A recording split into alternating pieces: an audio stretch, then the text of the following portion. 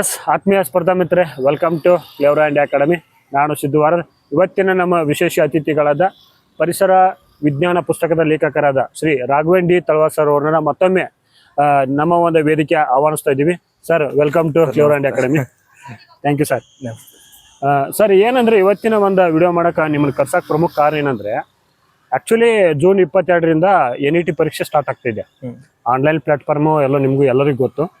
But ಇಲ್ಲಿ ಏನಂದ್ರೆ sir, ಈಗ ನಮ್ಮ ಸ್ಪರ್ಧಾ ಮಿತ್ರರು ನನಗೆ ಕೆಲವೊಬ್ರು ಮೆಸೇಜ್ ಹಾಕಿದ್ರು, ಫೋನ್ ಕೂಡ ಮಾಡ್ತಿದ್ರು. ಸೊ ಇದರಲ್ಲಿ ಕಂಪ್ಯೂಟರ್ ಬೇಸ್ಡ್ ಟೆಸ್ಟ್ ಇದ್ದಾಗ ಏನಾಗುತ್ತೆ ಅಂದ್ರೆ ಟೈಮ್ ಮ್ಯಾನೇಜ್ಮೆಂಟು ಸ್ವಲ್ಪ ಕಷ್ಟ ಆಗ್ತಿದೆ ಅಲ್ರಿ. ಹಾಂ ಸರ್. ಸೊ ಅದನ್ನ ಯಾವ ಥರ ಮ್ಯಾನೇಜ್ ಮಾಡ್ಬೇಕು ಅವರು? ಸರ್, ಟೈಮ್ ಮ್ಯಾನೇಜ್ಮೆಂಟ್ ಅನ್ನೋದಕ್ಕೆ ಈಗ ನೆಟ್ ಎಕ್ಸಾಮ್ ಅಲ್ಲಿ 2 ಪೇಪರ್ ಇರ್ತಾವಲ್ಲ. ಓಕೆ. 2 ಪೇಪರ್ ಸೇರ್ಕೊಂಡು ಒಂದೇ ಇದ್ರೊಳಗೆ ಮುಗಿಸ್ಬಿಡ್ತಾರೆ. ಕಂಟಿನ್ಯೂ ಆಗಿ 3 ಅವರ್ ಒಂದೇ ಸೆಷನ್ 3 ಅವರ್ ಅನ್ಸುತ್ತೆ ಕಂಟಿನ್ಯೂ ಆಗಿ. ಸೊ ಇವಾಗ ಬೇರೆ ಎಕ್ಸಾಮ್ ಗಳಲ್ಲೆಲ್ಲ ಸೆಕ್ಷನಲ್ ಇದಿರುತ್ತೆ, ಟೈಮಿಂಗ್ ಇರುತ್ತೆ. ಬಟ್ ಇಲ್ಲಿ ಸೆಕ್ಷನಲ್ ಟೈಮಿಂಗ್ ಇಲ್ಲ. 150 ಕ್ವಶನ್ ಮಾಡೋದಕ್ಕೂ ಕೂಡ 3 ಅವರ್ ಇದೆ. ಸೊ 150 ಕ್ವಶನ್ಸ್ 3 ಅವರ್ ಅಂದ್ರೆ 180 ಮಿನಿಟ್ಸ್ ಇದೆ. 180 ಮಿನಿಟ್ಸ್ ಪ್ರತಿ ಒಂದು ಕ್ವಶನ್ ಮಾಡೋದಕ್ಕೂ 1 ನಿಮಿಷಕ್ಕಿಂತ ಜಾಸ್ತಿ ಟೈಮ್ ಸಿಗುತ್ತೆ. ಹೌದೌದು.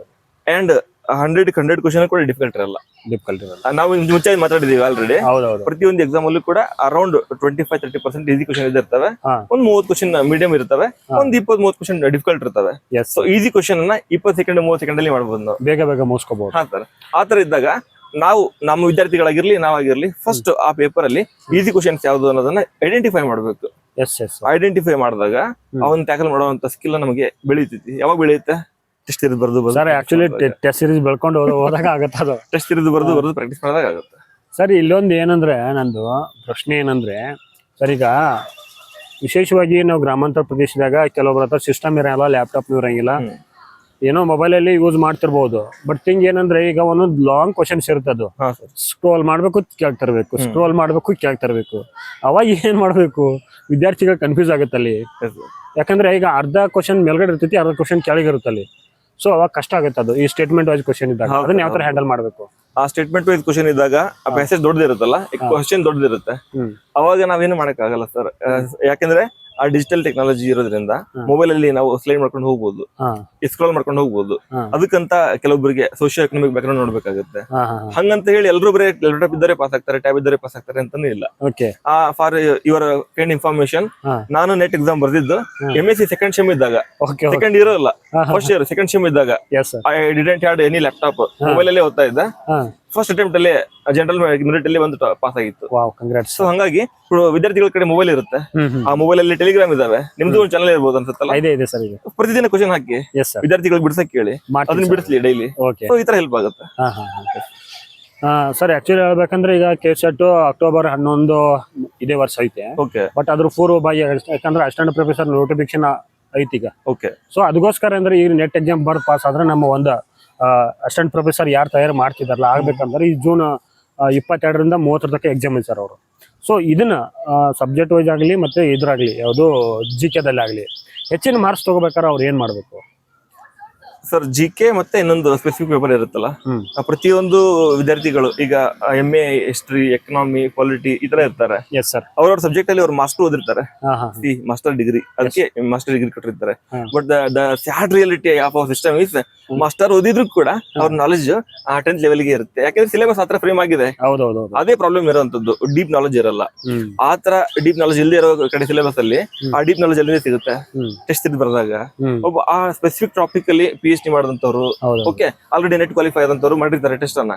ಅದನ್ನ ಬಿಡಿಸಿದಾಗ ಡೀಪ್ ನಾಲೆಜ್ ಅದ್ರಲ್ಲಿ ಬರುತ್ತೆ. ಸೊ ಅಂದ್ರೆ ಈಗ ಮೇಲಿನ ಮೇಲೆ ಟೆಸ್ಟ್ ಅಟೆಂಡ್ ಮಾಡ್ಲೇಬೇಕು. ಹೌದು ಸರ್. ಇದು ಏನ್ ನೀವು ಒಂದು ಹೊತ್ತು ಊಟ ಬಿಟ್ಟರು ಪರವಾಗಿಲ್ಲ, ಟೆಸ್ಟ್ ಅನ್ನ ಬಿಡಬೇಡಿ. ಪ್ರತಿದಿನ ಟೆಸ್ಟ್ ಬರೀತಾನೆ ಇರಿ. ಬೆಸ್ಟ್ ಸರ್, ಹೆಲ್ಪ್ಫುಲ್ ಆಗುತ್ತೆ ಪ್ರತಿದಿನ. ಇವನ್ ನಾಳೆ ಎಕ್ಸಾಮ್ ಇದೆಯಾ, ಎಕ್ಸಾಮ್ ಟೈಮಿಂಗ್ ಇಟ್ಕೊಳ್ಳಿ 10 to 1 o'clock ಈ ತರ 3 ಅವರ್ ಕಂಟಿನ್ಯೂ ಆಗಿ ಕೂತ್ಕೋಬೇಕು.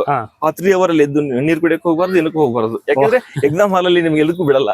ಕರೆಕ್ಟ್. ಅಂದ್ರೆ ನೀವ್ ಹೇಳ್ತಾ ಇರೋದು ಏನಂದ್ರೆ ಈಗ ಕಂಟಿನ್ಯೂಟಿ ಇರ್ಬೇಕಾ. ಈಗ ಒಂದು ಟೆಸ್ಟ್ ಅನ್ಕೊಳ್ಳಿ, ಉದಾಹರಣೆಗೆ ಅದು 2 ಗಂಟೆ ಐತೆ ಅಂದ್ರೆ 2 ಗಂಟೆ ಕಂಟಿನ್ಯೂ ಕೂತ್ಕೊಳ್ಳೇಬೇಕು. ಯಾವುದೇ ಕಾರಣಕ್ಕೂ ಫೋನ್ ಬಂತು, ನೀರ್ ಕುಡಿಯಕ್ ಹೋದೆ, ಊಟ ಮಾಡಕ್ ಹೋದೆ, ಯಾರು ಕರೆದಂತ ಹೋಗ್ಲೇಬಾರ್ದು. ಈ ಒಂದು ಪ್ರಾಕ್ಟಿಕಲ್ ಆಗಿ ಕೂಡ ಅವ್ರ ಮನೇಲಿ ಇದ್ರು ಕೂಡ 2 ಗಂಟೆ ಟೈಮ್ ಹಾಕೊಂಡು ಅದನ್ನ ಬರ್ಲೇಬೇಕು ಅವ್ರು. ಹೌದು ಸರ್. ಎದ್ದು ಹೋಗ್ಲಿ ಅವ್ರ ಮನಸ್ಥಿತಿ ಇವಾಗ ಎಕ್ಸಾಮ್ ಬರೀತಿದ್ದೀನಿ ಅಂತಾನೆ ಇರ್ಬೇಕು. ಎಕ್ಸಾಮ್ ಫೀಲ್ ಎವ್ರಿ ಡೇ ಇವತ್ತು ಎಕ್ಸಾಮ್ ಬರೀತಿದ್ದೀನಿ ಅನ್ಕೊಂಡೇ ಪ್ರಾಕ್ಟೀಸ್ ಮಾಡ್ಬೇಕು. ಅಪ್ಕಮಿಂಗ್ 17 ಡೇಸ್ ಇದೆ ಅಲ್ಲ, ಅದ್ರಲ್ಲಿ ಪ್ರತಿ ದಿನಾನು ಈ ತರ ಇವತ್ತು ಎಕ್ಸಾಮ್ ಇದೆ ಅನ್ಕೊಂಡೇ ಹೋಗ್ಬೇಕು. So that 18th day exam ಬರೀತಾರಲ್ಲ, ಅವತ್ತು ಇವತ್ತು ಎಕ್ಸಾಮ್ ಇದೆ ಅಂತ ಅನ್ಕೊಳಕ್ ಅವಕಾಶ ಇರಲ್ಲ. ಯಾಕೆ ಹೇಳಿ, ಪ್ರತಿದಿನ ಅದು ರೂಢಿ ಆಗ್ಬಿಟ್ಟಿರುತ್ತೆ. ಸೊ ದಿನ ಟೆಸ್ಟ್ ಬರೀತೀನಲ್ಲ, ಇವತ್ತು ಟೆಸ್ಟ್ ಇದೆ ಬಿಡಿ ಅಂತ ಅನ್ಕೊಂಡು ಹೋಗಿ ಮೈಂಡ್ ಕೂಲ್ ಆಗಿರುತ್ತೆ. ಯಾವಾಗ ಮೈಂಡ್ ಕೂಲ್ ಅಂಡ್ ಕಂಪಲ್ಸರ್ ಆಗಿರುತ್ತಲ್ಲ, ಅವಾಗ ನಮಗೆ ಒಳ್ಳೆ ಸ್ಕೋರ್ ಮಾಡೋದಕ್ಕೆ ಹೆಲ್ಪ್ ಆಗುತ್ತೆ. Yes sir. ಸರ್ ಇನ್ನೊಂದು ಏನಂದ್ರೆ ಇಲ್ಲಿ ಭಾರಿ ಇನ್ಫಾರ್ಮೇಶನ್ ಕೊಟ್ರಿ ಇದಕ್ಕೆ. ಈಗ ನಮ್ಗ ಇವತ್ತು June 5 ಸರ್, ವಿಶೇಷವಾಗಿ ಪರಿಸರ ದಿನ, ಇವತ್ತು ಅಂತಾರಾಷ್ಟ್ರೀಯ ಪರಿಸರ ದಿನ. ಸೊ ನಾವು ಕೂಡ ನಿಮಗೆ ಈಗ ವಿಶ್ ಮಾಡಕ್ ಇಷ್ಟಪಡ್ತೀನಿ. ಯಾಕಂದ್ರೆ ರಾಘವೇಂದ್ರ ಸರ್ ಕೂಡ ಪರಿಸರ ವಿಜ್ಞಾನ ಬುಕ್ ಬರ್ದಾರ ಮತ್ತು ಪರಿಸರ ವಿಜ್ಞಾನದಲ್ಲಿನೇ PhD ಮಾಡ್ತಿದ್ರು. ಹಾಗಾಗಿ ನಾವು ಇವ್ರನ್ನ ಪರಿಸರ ತಜ್ಞ ಅಂತಾನೆ ಕರಿತೀವಿ ನಾವು. ಹಾಗಾಗಿ ನಿಮ್ಮೆಲ್ಲರ ಪರವಾಗಿ, ನಮ್ಮ ಒಂದು ಕ್ಲೇವರ್ ಇಂಡಿಯಾ ಅಕಾಡೆಮಿ ಪರವಾಗಿ ರಾಘವೇಂದ್ರ ಸರ್ ಅವರಿಗೆ ಪರಿಸರ ವಿಜ್ಞಾನದಿಂದ ಅಂತಾರಾಷ್ಟ್ರೀಯ ಪರಿಸರ ದಿನದ ಒಂದು ಶುಭಾಶಯಗಳು ಕೊಡ್ತೀನಿ ಸರ್. ಎಲ್ರಿಗೂ ಥ್ಯಾಂಕ್ ಯು. ಸರ್, ಇದ್ರ ಮುಂದುವರೆದ ಭಾಗವಾಗಿ ಸರ್, ಈಗ June 5 22 ಐತಿ. ಇವಾಗ 22ಕ್ಕೆ ಎಕ್ಸಾಮ್ ಐತಿ. ಈ ಮಿಡಲ್ ಏನಿದೆ ಡೇಸ್ ಅಲ್ಲಿ, ಶಾರ್ಟ್ ಅಲ್ಲಿ ಇದ್ದಾಗ, ಶಾರ್ಟ್ ಟೈಮಲ್ಲಿ ಅವ್ರು ಯಾವ ತರ ಪ್ರಿಪರೇಷನ್ ಮಾಡ್ಕೋಬೇಕು, ಮತ್ತೆ ಸಬ್ಜೆಕ್ಟ್ ಈಜಿಯಾಗಿ ಹೆಂಗ್ ಕವರ್ ಮಾಡ್ಕೋಬೇಕು, ಮತ್ತೆ ಅದನ್ನ ಇಮಿಡಿಯೇಟ್ ರಿವಿಷನ್ ಯಾವ ತರ ಮಾಡ್ಬೇಕು? ಈಗ ಟೈಮ್ ನೋಡಿ ಸರ್, ಈಗ ಎಷ್ಟಿದೆ? ಈಗ 17 ಡೇಸ್ ಅಷ್ಟೇ ಇರೋದು. ಒಂದು ನಾನು ಏನ್ ಹೇಳಕ್ ಇಷ್ಟಪಡ್ತೀನಿ ಅಂದ್ರೆ, ವಿದ್ಯಾರ್ಥಿಗಳನ್ನ ನಾನು ಟೀಚಿಂಗ್ ಮಾಡ್ತಾ ನೋಡ್ತಾ ಇದ್ದೀನಿ. ವಿದ್ಯಾರ್ಥಿಗಳಲ್ಲಿ 3 ಟೈಪ್ ಇರ್ತಾರೆ. ಒಂದು, ಪಕ್ಕ ನಾನು ಮಾಡ್ಲೇಬೇಕು, ಇದನ್ನ ಹೊಡ್ಕೊಂಡು ಹೋಗ್ಲೇಬೇಕು. ಸೆಕೆಂಡ್, ನೋಡೋಣ ಆದ್ರೆ ಆಗುತ್ತೆ ನೋಡೋಣ. ಇನ್ನೊಂದು, ಬರೋಣ ಏನಾದ್ರು ಆಗ್ಲಿ. 3 ತರ ಕ್ಯಾಂಡಿಡೇಟ್ಸ್ ಇರ್ತಾರೆ. ಈ ಪಕ್ಕ ಮಾಡ್ಲೇಬೇಕಂತ ಇರ್ತಾರಲ್ಲ, ಅವ್ರು ಆಲ್ರೆಡಿ ನೀವೇನ್ ಹೇಳೋದು ಬೇಡ, ರೆಡಿ ಆಗ್ಬಿಟ್ಟಿರ್ತಾರೆ. ಆಲ್ರೆಡಿ ಟೆಸ್ಟ್ ಬರೆಯೋದು, ಓದೋದು ಎಲ್ಲ ಮಾಡ್ಬಿಟ್ಟಿರ್ತಾರೆ, ರಿವಿಷನ್ ಮಾಡ್ತಾ ಇರ್ತಾರೆ. ಈ ನಡುವ ಮತ್ತೆ ಲಾಸ್ಟ್ 5 ಕ್ಯಾಂಡಿಡೇಟ್ ಇದಾರಲ್ಲ, ಅವ್ರಿಗೆ ನಾನು ಹಾನೆಸ್ಟ್ ಆಗಿ ಹೇಳ್ತೀನಿ, opportunity once missed will never come again. ಒಂದ್ಸಲ ಅಪರ್ಚುನಿಟಿ ಕಳ್ಕೊಂಡ್ರೆ ಮತ್ತೆ ತುಂಬಾ ರಿಗ್ರೆಟ್ ಆಗ್ಬೇಕಾಗುತ್ತೆ. ಅಂದ್ರೆ ಸರ್, ಯಾಕೆ ನಾ ಇದನ್ನ ಹೇಳ್ತಾ ಇದ್ನಂದ್ರ, ಅಸಿಸ್ಟೆಂಟ್ ಪ್ರೊಫೆಸರ್ ನೋಟಿಫಿಕೇಶನ್ ಸೆಪ್ಟೆಂಬರ್ ಅಲ್ಲಿ, ನಾವು ಆಕ್ಚುಲಿ June July ಅನ್ಕೊಂಡಿದ್ವಿ. ಸರ್ಕಾರ ಮುಖ್ಯಮಂತ್ರಿ ಚೇಂಜ್ ಆದ್ರು, ಸೆಪ್ಟೆಂಬರ್ ವರೆಗೆ ಹೋಗುತ್ತೆ. ನಮ್ದು ಒಂದು ಅನಿಸಿಕೆ ಐತಿ. ಸೊ ಅದ್ರೊಳಗನೆ ಹೆಂಗಿರೋ, ಈಗ ನೆಟ್ ಸೆಟ್ ಪಾಸ್ ಆಗಿದ್ದವ್ರಿಗೆ ಒಂದು ಅವಕಾಶ ಐತಿಗೆ ಪಾಸ್ ಮಾಡ್ಕೊಳ್ಳೋದು. ಸೊ ಇರೋ ಟೈಮ್ ಅಲ್ಲಿ ನಾವು ತರ ಕ್ವಿಕ್ ರಿವಿಷನ್ ಯಾವ ತರ ಮಾಡ್ಕೋಬೇಕು, ಮತ್ತೆ ಯಾವ ಒಂದು ಫೋಕಸ್ ಏರಿಯಾ ಮತ್ತು ಕೋರ್ ಏರಿಯಾ ಇರುತ್ತಲ್ಲ, ಆ ಒಂದು ಕೋರ್ ಏರಿಯಾ ಮೇಲೆ ಯಾವ ತರ ಅವ್ರು ಫೋಕಸ್ ಮಾಡ್ಬೇಕು, ಅವ್ರವ್ರ ಸಬ್ಜೆಕ್ಟ್ ಗಳಲ್ಲಿ GK ದಾಗಲಿ. ಸರ್ ನೀವು ಹೇಳಿ ಕರೆಕ್ಟ್ ಇದೆ. ಈ 17 ಡೇಸ್ ಅಲ್ಲಿ ಏನ್ ಮಾಡ್ಬೋದು ಅನ್ನೋದು ಒಂದು ಹೇಳ್ಕೊಡ್ತೀನಿ ನೋಡಿ. ಈ 17 ದಿನವನ್ನ ನಾವು ಕ್ವಾಲಿಟಿ ಆಗಿ ಯೂಸ್ ಮಾಡ್ಕೊಂಡ್ರೆ, ಏನು ಓದಿಲ್ಲಪ್ಪ ಅಂದ್ರೂ ಇವಾಗ ಸ್ಟಾರ್ಟ್ ಮಾಡಿದ್ರು ಎಕ್ಸಾಮ್ ಪಾಸ್ ಮಾಡ್ಬೋದು ಅವರು. ಯಾಕೆ ಹೇಳಿ, ಒಂದು major positive point for them is negative ಇಲ್ಲ. ಹಾಗಾಗಿ ಕ್ವಶನ್ ಪೇಪರ್ ತಗೊಳ್ಳಿ. ಕೊನೆಯ ಒಂದು 10 ವರ್ಷ ನೆಟ್ ಎಕ್ಸಾಮ್ ನಡೆದಿತ್ತಲ್ಲ, ಕ್ವಶನ್ ಪೇಪರ್ ತಗೊಳ್ಳಿ. ನಿಮ್ ಸಬ್ಜೆಕ್ಟ್ ಇನ್ ಕ್ವಶನ್ ಪೇಪರ್ ತಗೊಳ್ಳಿ. ಪೇಪರ್ಗೆ ಆ ಪೇಪರ್ ಆದ ಕೂಡಲೇ GK ಪೇಪರ್ ಇರುತ್ತೆ ಫಸ್ಟ್, ಅದನ್ನ ತಗೊಳ್ಳಿ. ಯಾವ ಕ್ವಶನ್ ಕೇಳಿದ್ದಾರೆ GK ನಲ್ಲಿ, ಆ ಟೀಚಿಂಗ್ ಎಬಿಲಿಟಿ ಬಗ್ಗೆ ಕೇಳಿದ್ದಾರೆ, ರಿಸರ್ಚ್ ಬಗ್ಗೆ ಕೇಳಿದಾರ, ಅದನ್ನ ನೋಡ್ಕೊಳ್ಳಿ. ಆ ಸ್ಪೆಸಿಫಿಕ್ ಟಾಪಿಕ್ ಅನ್ನ ನಿಮ್ಗೆಲ್ಲ ಬುಕ್ ಅಲ್ಲಿ ಸಿಕ್ಕಿಲ್ಲ ಅಂದ್ರೂ ಕೂಡ, ಎಲ್ಲರ ಕೈಯಲ್ಲಿ ಮೊಬೈಲ್ ಇರುತ್ತೆ. ವಿಡಿಯೋ ನೋಡ್ತಿದ್ರೆ ನಿಮ್ ಕೈ ಮೊಬೈಲ್ ಇದೆ. ಸಡನ್ ಆಗಿ ಗೂಗಲ್ ಹೋಗಿ ಆ ಟಾಪಿಕ್ ಅನ್ನ ಟೈಪ್ ಮಾಡಿ ಅಷ್ಟೇ, ಸಮರಿ ಬಂದ್ಬಿಡುತ್ತೆ. ಅದು ಜೆಮಿನಿ ಸಮರಿ ಬಂದ್ಬಿಡುತ್ತೆ. ಅದನ್ನ ಓದ್ಕೊಂಡು ಹೋಗಿ, ಅದು ತಲೆಯಲ್ಲಿ ಫಿಕ್ಸ್ ಆಗುತ್ತೆ. ಬುಕ್ ಈಗ ಕಾಲ ಚೇಂಜ್ ಆಗಿದೆ ಸರ್. ಹಿಂಗ್ ಬುಕ್ ಹಿಡ್ಕೊಂಡು ಓದ್ಕೊಂಡು ಹೋದಾಗೆ ನೆನ್ಪಿಡಿಯಲ್ಲ. ಅದಕ್ಕೆ ಈಚ್ ಕಾನ್ಸೆಪ್ಟ್ ಅನ್ನ ಅಲ್ಲಿ ಹೆಂಗ್ ಹಾಕೊಂಡು ಹೋಗಿ ನಾವು ಸರ್ಚ್ ಮಾಡ್ಕೊಂಡು ಹೋದಾಗ ಅದನ್ನ ತಲೆಯಲ್ಲಿ ಫಿಕ್ಸ್ ಆಗ್ಬಿಡುತ್ತೆ. ಈ ತರ ಒಂದು ವಾರದಲ್ಲಿ ಮುಗಿದೋಗುತ್ತೆ. ನೆಕ್ಸ್ಟ್ ಅಪ್ಕಮಿಂಗ್ ಇನ್ನೂ 12 ದಿನ ಉಳಿಯುತ್ತೆ. ಓಕೆ, ಈ 12 ದಿನಗಳಲ್ಲಿ ನಾವು 3-4 ಸಲ ರಿವಿಷನ್ ಮಾಡ್ಕೋಬಹುದು. ಸೊ ನಾನು ನೋಟ್ಸ್ ಮಾಡಿದ್ರು ಓದ್ಬೇಕಲ್ಲ. ಇವಾಗ ನೋಟ್ಸ್ ಮಾಡೋಷ್ಟು ಟೈಮ್ ಇಲ್ಲ ಅಂದ್ರೆ ಆಲ್ರೆಡಿ ನೋಟ್ಸ್ ಮಾಡಿದ್ರೆ ಅದನ್ನೇ ಆಲ್ರೆಡಿ ನೋಟ್ಸ್ ಮಾಡಿದವರು ಅದನ್ನೇ ನೋಡ್ತಾ ಇರ್ಬೇಕು. ಮತ್ತೆ ಹೊಸದಾಗಿ ಏನು ಓದಕ್ಕೆ ಹೋಗ್ಬಾರ್ದು, ರಿವಿಷನ್ ಮಾಡ್ತಾ ಇರ್ಬೇಕು ಅಷ್ಟೇ. ಸೊ ಎಷ್ಟು ರಿವಿಷನ್ ಮಾಡ್ತೀರಿ, ಎಷ್ಟು ಟೆಸ್ಟ್ ಬರೀತೀರಿ, ಹಾನೆಸ್ಟ್ ಹೇಳ್ತೀನಿ, ಪ್ರತಿದಿನ ನೀವು ಮಿನಿಮಮ್ ಒಂದು 150 ಕ್ವಶನ್ ಬಿಡ್ಲೇಬೇಕು. ನೋಡಿ ಸರ್, ಈಗ ಎಲ್ಲ ನೋಡ್ತಕ್ಕಂತ ಎಲ್ಲ ನಮ್ಮ ಒಂದು ಸಹಾಯಕ ಪ್ರಾಧ್ಯಾಪಕ ಮಿತ್ರರಿಗೆ ಅನ್ಬೇಕು ಇವ್ರಿಗೆ. ಯಾಕಂದ್ರೆ ಅಸಿಸ್ಟೆಂಟ್ ಪ್ರೊಫೆಸರ್ ಆಗುವಂತ ಒಂದು ಆಕಾಂಕ್ಷೆಗಳೇ ಇರ್ತಕ್ಕಂಥ ಒಂದು ವಿಚಾರ. ರಾಘವೇಂದ್ರ ಸರ್ ಹೇಳೋದು ಏನಂದ್ರೆ, ನೀವ್ ಏನೇ ಮಾಡ್ರಿ, ಪ್ರತಿದಿನ ಒಂದು ನಾವು ನಮ್ ನೆಟ್ ಎಕ್ಸಾಮ್ಗೆ ಎಷ್ಟು 150 ಕ್ವಶನ್ಸ್ ಇರ್ತವಲ್ಲ, ಇವತ್ತಿಂದ ಸ್ಟಾರ್ಟ್ ಮಾಡ್ಕೊಂಡ್ಬಿಡ್ರಿ. 150 ಕ್ವಶನ್ಸ್ ಒಂದು ಸೆಷನ್ 3 ಗಂಟೆ ಕುಂತು ಬಿಡಿಸ್ಬಿಡ್ರಿ. ಅವ್ನ ನಿಮ್ಗೆ ಒಂದು ಕಾನ್ಫಿಡೆನ್ಸ್ ಲೆವೆಲ್ ಬರುತ್ತಾ, ಎಲ್ಲಿ ತಪ್ಪು ಮಾಡ್ತಾ ಇದೀನಿ ಗೊತ್ತಾಗತ್ತಾ, ಮತ್ತೆ ಯಾವ ಥರ ಚೇಂಜ್ ಮಾಡ್ಕೋಬೇಕು ಅನ್ನೋದು ಗೊತ್ತಾಗತ್ತಾ. ಸರ್ ಉದ್ದೇಶ ತುಂಬಾ ಚೆನ್ನಾಗಿದೆ. ಸರ್ ಇನ್ನೊಂದು ನನ್ಗೆ ಪ್ರಮುಖವಾಗಿ ಏನು ಹೇಳ್ಬೇಕಂದ್ರೆ, ಈ ನಮ್ದು ಅಟ್ ಪ್ರೆಸೆಂಟ್ ನೆಟ್ ಎಕ್ಸಾಮ್ ಅಲ್ಲಿ ಕ್ವಶನ್ ಪೇಪರ್ ಲೆವೆಲ್ ಟಫ್ ಬರ್ತೈತೆ ಸಿಕ್ಕಾಬಿಟ್ಟು. ನೆಕ್ಸ್ಟ್ GK ದಲ್ಲಿ ಅದೇ ತರ ಕೇಳ್ತಿದ್ದಾರೆ. ಇನ್ ಕೇಸ್ ಇಲ್ಲಿ ಕರೆಂಟ್ ಅಫೇರ್ಸ್ ಬೇಸ್ಡ್ ಮತ್ತು ಜಾಸ್ತಿ ಮೆಂಟಲ್ ಎಬಿಲಿಟಿ ಕಂಪ್ಯೂಟರ್ ಬೇಸ್ಡ್ ಇರ್ತಿಲ್ಲಿ. ಸರ್ ಕರೆಂಟ್ ಅಫೇರ್ಸ್ ಬೇಸ್ಡ್ ಹೆಚ್ಚಾಗಿ ಕ್ವಶನ್ಸ್ ಕೇಳ್ಬೋದಾ? ಸರ್ ಕರೆಂಟ್ ಅಫೇರ್ಸ್ ಬೇಸ್ಡ್ ಕೇಳ್ತಾರೆ, ಬಟ್ ಅದನ್ನ ಸ್ಟಾಟಿಕ್ ಲಿಂಕ್ ಮಾಡಿರ್ತಾರೆ. ಸ್ಟಾಟಿಕ್ ಲಿಂಕ್ ಸೊ ಯಾರಿಗೆ ಸ್ಟಾಟಿಕ್ ಸ್ಟ್ರಾಂಗ್ ಇದೆಯಲ್ಲ ಹ್ಮ್ ಅವ್ರು ಕರೆಂಟ್ ಅಫೇರ್ಸ್ ಕ್ವಶನ್ ಗಳನ್ನ ಟ್ಯಾಕಲ್ ಮಾಡಬಹುದು. ಓಕೆ ಓಕೆ ಯಾರಿಗೆ ಕರೆಂಟ್ ಅಫೇರ್ಸ್ ನೋಡ್ಕೊಂಡಿದಾರಲ್ಲ ಅವ್ರು ಸ್ಟಾಟಿಕ್ ಅನ್ನ ಕ್ವಾಲಿಫೈ ಮಾಡ್ಕೋಬಹುದು. ಕ್ವಾಲಿಫೈ ಸೊ ಈ ತರ ಲಿಂಕ್ ಇದೆ ಎಲ್ರಿಗೂ ಕೂಡ. ಇಂಟರ್ ಲಿಂಕ್ ಇದೆ. ಹೌದೌದು. ಈಗ ಜನರೇಷನ್ ಜನರೇಷನ್ ಇದು ಹೌದೌದು, ಎಲ್ಲ ಫಾಸ್ಟ್ ಆಗಿ ಓಡ್ತಾ ಇದೆ. ಎಲ್ಲ ಜನರೇಷನ್ ಬಿಡಿ ಪಕ್ಕ ಇದು ಹಳೆ ಕಾಲದ ತರ ಹಿಂಗೆ ಕುತ್ಕೊಂಡು ಬುಕ್ ಗಳನ್ನ ಗುಡ್ಡೆ ಹಾಕೊಂಡು ಕುತ್ಕೊಳ್ಳೋಕೆ ಅವಶ್ಯಕತೆ ಬೀಳಲ್ಲ. ಸೊ ಹಾಗಾಗಿ ಎವ್ರಿಡೇ ಟೆಲಿಗ್ರಾಮ್ ಗ್ರೂಪ್ ಗಳು ಇರ್ತವೆ, ಆ ಗ್ರೂಪ್ ಗಳಲ್ಲಿ ಕ್ವಶನ್ ಆಗ್ತಾ ಇರ್ತಾರೆ. PYQ ಗಳನ್ನ ಹಾನೆಸ್ಟ್ ಆಗಿ ಹೇಳ್ಬೇಕಂದ್ರೆ PYQ ಗ್ರೂಪ್ ಗಳು ಇದಾವೆ ಎಷ್ಟೋ, ಆ PYQ ಗಳನ್ನ ಬಿಡಿಸಿ, ಡೈಲಿ ಬಿಡಿಸಿ. ಸರ್ ನೀವು ನಾನು ರಿಕ್ವೆಸ್ಟ್ ಮಾಡ್ಕೊತೀನಿ, ನೀವು ದಯವಿಟ್ಟು ಸರ್ ಇವತ್ತಿನ ಒಂದು ಎಕ್ಸಾಮ್ಗೋಸ್ಕರ ಅದನ್ನ ನೆಟ್ಗೋಸ್ಕರ ಕ್ಲೇವರ್ ಇಂಡಿಯಾ ಕಡೆಯಿಂದ ನಾನು ಕೂಡ ನಿಮ್ಗೆ ಕೇಳ್ಕೊತೀನಿ. ಓಕೆ ಸರ್, 100% ವಿದ್ಯಾರ್ಥಿಗಳಿಗೆ ಹೆಲ್ಪ್ ಆಗುತ್ತೆ ಅದು. ಇಲ್ಲ, ನಾನು ಈಗ ಜೂನ್ 30 ಹೋಗಿದೆ ಸರ್. ಈಗ ನನ್ನ ಒಂದು ನಮ್ಮ clever India academy sir channel description ಕೊಟ್ಟಿರ್ತೀನಿ ನಮ್ಗೆ.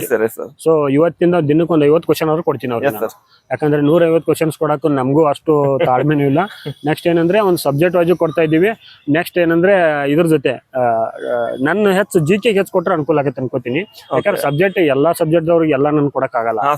ಸೊ ಹಾಗಾಗಿ ಎಲ್ಲ ಸಬ್ಜೆಕ್ಟ್ ಕೊಡಕ್ಕಾಗಲ್ಲ, ಇಂಡಿವಿಜುವಲ್ ಅವ್ರು ನೋಡ್ಕೋತಾರೆ ಆ ಪೇಪರ್ ಗಳನ್ನ. ನೀವು GK ಪೇಪರ್ ಇರುತ್ತಲ್ಲ, GK ಪೇಪರ್ ಕೊಟ್ಟಂಗ್ ಸರ್ ಇವಾಗ ನೋಡ್ರಿ ಇವತ್ತಿಂದ ಸ್ಟಾರ್ಟ್ ಮಾಡ್ಕೋತೀನಿ. ಇನ್ನೊಂದು ನಾನು ಹಾನೆಸ್ಟ್ ಒಂದು ಎಕ್ಸ್ಪೀರಿಯನ್ಸ್ ಹೇಳ್ಬೇಕಂತ ಇಷ್ಟಪಡ್ತೀನಿ. ನಂದು JRF ಪಾಸ್ ಆದಾಗ first paper more than 80 marks. Yes sir. KCET pass ಆದಾಗ ಫಸ್ಟ್ ಪೇಪರ್ 100ಕ್ಕೆ more than 80 marks. Yes sir. ನಮ್ ಫ್ರೆಂಡ್ಸ್ ಗೋಲ್ಡ್ ಮೆಡಲಿಸ್ಟ್ ಇದ್ದಾರೆ, ಅವ್ರದ್ದು ಇದುವರೆಗೂ ನೆಟ್ KCET ಆಗ್ತಿಲ್ಲ. ಅವ್ರದ್ದು ಫಸ್ಟ್ ಪೇಪರ್ ಬರ್ತಾ ಇರೋದು 45ರಿಂದ 50 ಮಾರ್ಕ್ಸ್. Yes sir. ಸೊ ಹಾಗಾಗಿ ನಾನು ರಿಕ್ವೆಸ್ಟ್ ಮಾಡ್ಕೊತೀನಿ ನಿಮ್ಮಗಳಲ್ಲಿ ಫಸ್ಟ್ ಪೇಪರ್ ನ ನೆಗ್ಲೆಕ್ಟ್ ಮಾಡಬೇಡಿ. ಅಲ್ಲಿ ಕಮಾಂಡ್ ಇರ್ತಾರ. ಹೌದು, ಸಬ್ಜೆಕ್ಟ್ ಅಲ್ಲಿ ನೀವು ಏನು ಓದಿದ್ರು ಕೂಡ ಅಲ್ಲಿ 10-20 ಮಾರ್ಕ್ಸ್ ಅಷ್ಟೇ ಡಿಫರೆನ್ಸ್ ಆಗೋದು. ಬಟ್ GK ನಲ್ಲಿ ಒಂದು 5 ಕ್ವಶನ್ ಜಾಸ್ತಿ ಮಾಡ್ಬಿಟ್ರೆ ನೀವು ಮಾಡ್ಕೊಂಡ್ಬಿಡ್ಬೋದು, ಮೇಲೆ ಹೋಗ್ಬಿಡ್ತೀರಾ. ಯಾಕೆಂದ್ರೆ ಈಗ ನೆಟ್ ಎಕ್ಸಾಮ್ ಮುಗೀತು, ನೀವು ಕ್ವಾಲಿಫೈ ಆಗಿಲ್ಲ ಅಂತ ಅನ್ಕೊಳ್ಳಿ, ಸಡನ್ ಆಗಿ ಅಸಿಸ್ಟೆಂಟ್ ಪ್ರೊಫೆಸರ್ ಕರೆದ್ರೆ ಅನ್ಕೊಳ್ಳಿ, ಲಾಸ್ ಆಗ್ಬಿಡುದು. ವಾಪಸ್ ಕರೆಯೋದು ಯಾವಾಗ? 2021 ನೋಟಿಫಿಕೇಶನ್ ಈಗ 26-5 ವರ್ಷ ಆಯ್ತು. Life time regret, youth life ವಾಪಸ್ ಬರಲ್ಲ. ನಾನು ನಿಮ್ಮ ಬ್ರದರ್ ಆಗಿ ಹೇಳ್ತಾ ಇದ್ದೀನಿ, ದಯವಿಟ್ಟು ಇದನ್ನ ಸೀರಿಯಸ್ ತಗೊಳ್ಳಿ. ಪ್ರತಿದಿನ ಕ್ವಶನ್ ಪೇಪರ್ ಬಿಡಿಸಿ. ಸರ್ ತುಂಬಾ ಕಳಕಳಿಯಿಂದ ಹೇಳ್ತಿದ್ದಾರೆ. ಆಕ್ಚುಲಿ ನನಗೆ ಇವತ್ತು ಬಹಳ ಖುಷಿ ಆಗ್ತಿದೆ.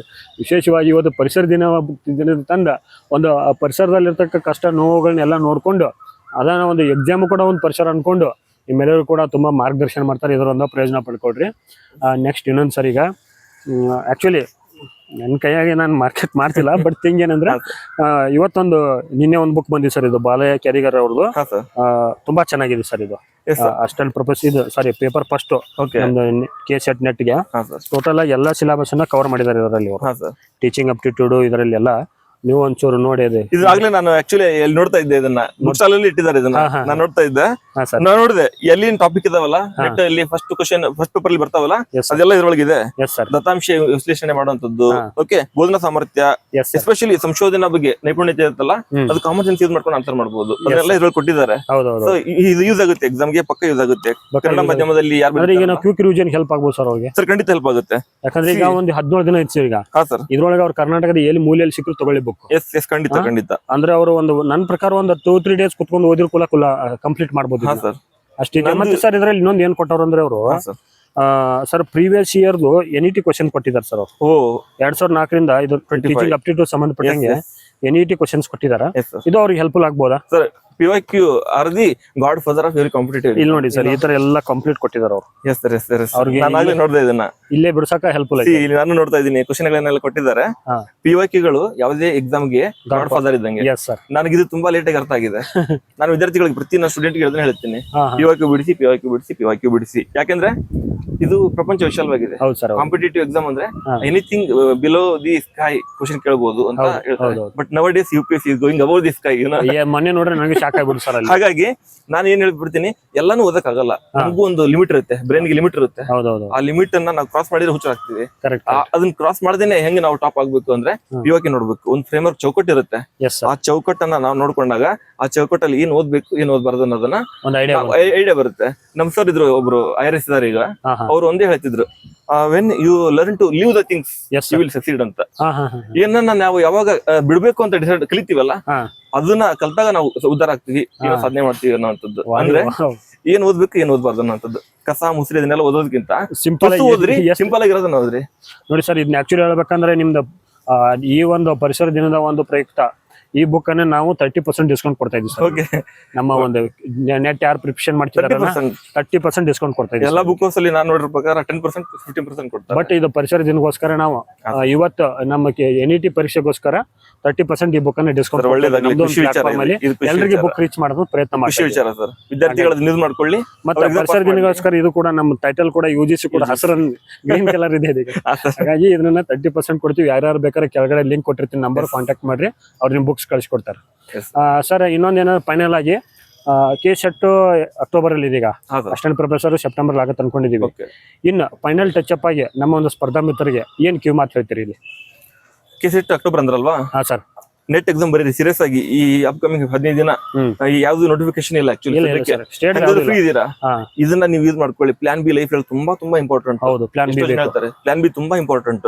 ಅಟ್ ಲೀಸ್ಟ್ ನೀವು ಪೋಸ್ಟ್ ಗ್ರಾಜುಯೇಷನ್ ಮುಗಿಸ್ಕೊಂಡು ನೆಟ್ K-SET ಮಾಡ್ಕೊಂಡ್ರೆ ಲೈಫಿಗೆ ಒಂದು ತಿರುವು ಬರುತ್ತೆ. ಯಾರಿಗೂ ಗೆಸ್ಟ್ ಲೆಕ್ಚರ್ ವರ್ಕ್ ಮಾಡಬಹುದು. ಹೌದು, ವಿ ಡೋಂಟ್ ನೋ ಲೈಫ್ ಹೆಂಗ್ ಯಾವಾಗ ಯಾರು ತಿರುವು ಬರುತ್ತೆ ಗೊತ್ತಿಲ್ಲ. ಹೌದು, ನಾವು ಹತ್ರದಿಂದ ನೋಡೋದ್ರಿಗೆ ಗೊತ್ತು, ಲೈಫ್ ಅನ್ನ ಕಷ್ಟಪಟ್ಟವ್ರಿಗೆ ಗೊತ್ತದು. ಅದು ನಿಜ ಸರ್. ಹಾಗಾಗಿ ಪ್ಲಾನ್ ಬಿ ಇರಲೇಬೇಕು. ಇರೋ ಟೈಮ್ ಅನ್ನ ಸರಿಯಾಗಿ ಯೂಸ್ ಮಾಡ್ಕೊಳ್ಳಿ. 15 ದಿನ ಪ್ರಾಕ್ಟೀಸ್ POQ ನೋಡಿ ಒಂದು ಫ್ರೇಮ್ವರ್ಕ್ ಸಿಗುತ್ತೆ, ಗೂಗಲ್ ಮಾಡ್ಕೊಳ್ಳಿ, ಅದನ್ನ ಓದ್ತಾ ಇರಿ. ಎಕ್ಸಾಮ್ ಅಲ್ಲಿ ಅದು ಬರುತ್ತೆ, ಖಂಡಿತ ಬರುತ್ತೆ. ಅದೇ ಬರೋದಿಲ್ಲ ಅಂದ್ರೂ ಕೂಡ ಅದ್ರ ರಿಲೇಟೆಡ್ ಬರುತ್ತೆ. ಹಾಳಾಗಲ್ಲ, ಆ ಕಡೆ ಈ ಕಡೆ ಸಿಕ್ಕೇ ಸಿಗುತ್ತೆ. ಹಂಗ್ ಮಾಡಿ ಇದು ಮುಗಿಸ್ಕೊಳ್ಳಿ. ನೆಟ್ ಎಕ್ಸಾಮ್ ಮುಗಿತಾ ನೆಕ್ಸ್ಟ್ ಮಂತ್ ಅಂತ ಹೇಳಿದ್ರಲ್ಲ, ಅದು ಮುಗಿಯುತ್ತೆ. ಅದಾದ ಕೂಡಲೇ K-SET ಗೆ ಎವ್ರಿ ಡೇ, ಒಂದ್ ವೇಳೆ ನೆಟ್ ಆಗಿಲ್ಲ ಅಂದ್ರೆ ಎವ್ರಿ ಡೇ ಪ್ರಾಕ್ಟೀಸ್ ಮಾಡಕ್ ಸ್ಟಾರ್ಟ್ ಮಾಡಿ. ಯಾಕೆಂದ್ರೆ K-SET ಮಾಡ್ಕೊಂಡ್ರೆ ಜಸ್ಟ್ ಕರ್ನಾಟಕದಲ್ಲಿ ಅಷ್ಟೇ ಎಲಿಜಿಬಲ್. ನೀವು ನೆಟ್ ಮಾಡ್ಕೊಂಡ್ರೆ ಆಲ್ ಇಂಡಿಯಾ ಲೆವೆಲ್ ಅಲ್ಲಿ ಎಲ್ಲಿ ಹೋದ್ರೂ ನೀವು ಟೀಚ್ ಮಾಡಬಹುದು. ನಾವು ಸೌತ್ ಇಂಡಿಯಾದಲ್ಲಿ ಎಲ್ಲಿ ಬೇಕಲ್ಲ ಆರಾಮ್ ಪಾರ್ಟಿಸಿಪೇಟ್ ಮಾಡಬಹುದು. ಹೌದು, ಏನ್ ತೊಂದ್ರೆ ಇಲ್ಲ. ಅದಕ್ಕೆ ನೆಟ್ ಗೆ ತುಂಬಾ ಸೀರಿಯಸ್ ಆಗೋದ್ವಿ. ಹೌದೌದು. ಎಷ್ಟೋ ಜನ ಇಂಗ್ಲಿಷ್ ಅಲ್ಲಿ ಇರುತ್ತೆ ಅಂತ ಹೇಳಿ ಭಯ ಪಡ್ತಾರೆ. ಏನಿಲ್ಲ ಸರ್, ಅದರಲ್ಲಿ ಇಲ್ಲ. ಎಲ್ಲರಿಗೂ ಮಿನಿಮಮ್ ಕನ್ನಡ ಭಾವ ಭಾಷೆ ಆದ್ರೆ ಇಂಗ್ಲಿಷ್ ಸದ್ಯಕ್ಕೆ ಅನ್ನ ಭಾಷೆ ನಾವು ಒಪ್ಕೊಳ್ಳೇಬೇಕಾಗಿದೆ.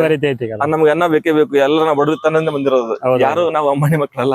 ಅಲ್ಲಿ ಇದ್ರೆ ಇಷ್ಟೆಲ್ಲ ಕಷ್ಟಪಡೋ ನೀಡಿರ್ಲಿಲ್ಲ. ಸೊ ನಾವು ಕೂಡ ಕಷ್ಟಪಟ್ಟಿದೀವಿ. ಸರ್ಸ್ ಎಷ್ಟು ಕಷ್ಟಪಡ್ತಾರೆ ನಾನು ನೋಡ್ತಾ ಇರ್ತೀನಿ. ಸೊ ಏನೋ ವಿದ್ಯಾರ್ಥಿಗಳಿಗೆ ಒಳ್ಳೇದಾಗ್ಲಿ ಅಂತ ಮಾಡ್ತಾ ಇದಾರೆ. ಒಳ್ಳೇದಾಗ್ಲಿ ವಿದ್ಯಾರ್ಥಿಗಳಿಗೆ, ಸರ್ಗೂ ಕೂಡ ಒಳ್ಳೇದಾಗ್ಲಿ, ನಿಮಗೂ ಕೂಡ ಸರ್. ಓಕೆ ಸ್ನೇಹಿತರೆ, ಈ ಒಂದು ಸೆಷನ್ ಅನ್ನ ಸ್ಟಾಪ್ ಮಾಡ್ತಾ ಇದೀವಿ. ಈ ಒಂದು ವಿಡಿಯೋ ನೋಡಕ್ಕೆ ನಿಮ್ಮೆಲ್ಲರೂ ಕೂಡ ಧನ್ಯವಾದಗಳು. ಕ್ಲೇವರ್ ಇಂಡಿಯಾ ಅಕಾಡೆಮಿ ವತಿಯಿಂದ, ನಿಮ್ಮ ವತಿಯಿಂದ ನಮ್ಮ ಒಂದು ರಾಘವೇಂದ್ರ ಸರ್ ಅವರಿಗೆ ಮತ್ತೊಮ್ಮೆ ನಾವು ಧನ್ಯವಾದ ತಿಳಿಸ್ತೀವಿ. Thank you sir. Thank you so much.